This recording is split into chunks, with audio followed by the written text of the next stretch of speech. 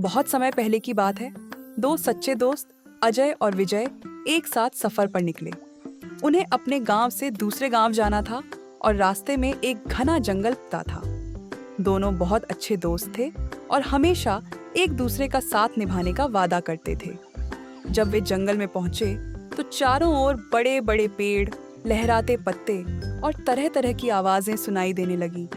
अजय को जंगल देखकर डर लगने लगा, लेकिन विजय ने हंसते हुए कहा, डरने की क्या बात है? मैं तुम्हारा सच्चा दोस्त हूँ। जब तक मैं हूँ, तुम्हें कोई भी नुकसान नहीं पहुंचा सकता। अजय को विजय की बात सुनकर हिम्मत मिली और वे दोनों आगे बढ़ने लगे। लेकिन तभी अचानक एक बड़ा और खतरनाक भालू झाड़ियों के पीछे से निकल आया। भालू को देखते ही विजय के चेहरे की रंगत उड़ गई। वह कुछ सोच भी नहीं पाया और तुरंत दौड़कर पास के एक पेड़ पर चढ़ गया। अजय घबरा गया।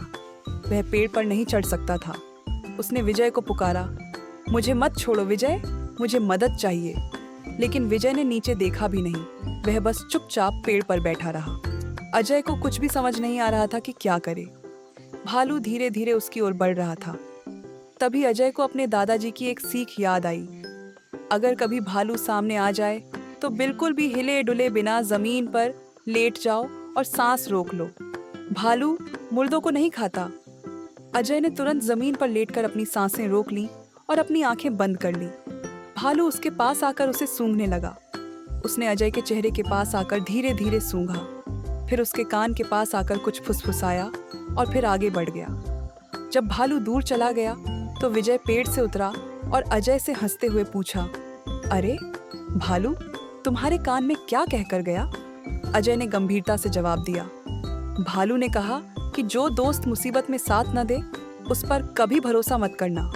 विजय यह सुनकर शर्मिंदा हो गया और उसे अपनी गलती का एहसास हुआ।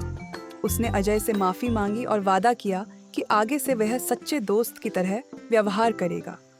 अजय ने भी विजय को माफ कर दिया, लेकिन उसे एक बहुत बड़ी सीख मिल गई। सच्चा दोस्त वही होता है जो हर परिस्थिति में साथ खड़ा रहे। इस कहानी से हमें यह सीख मिलती है कि सच्चा मित्र वही होता है जो कठिन समय में भी आपका साथ न छोड़े।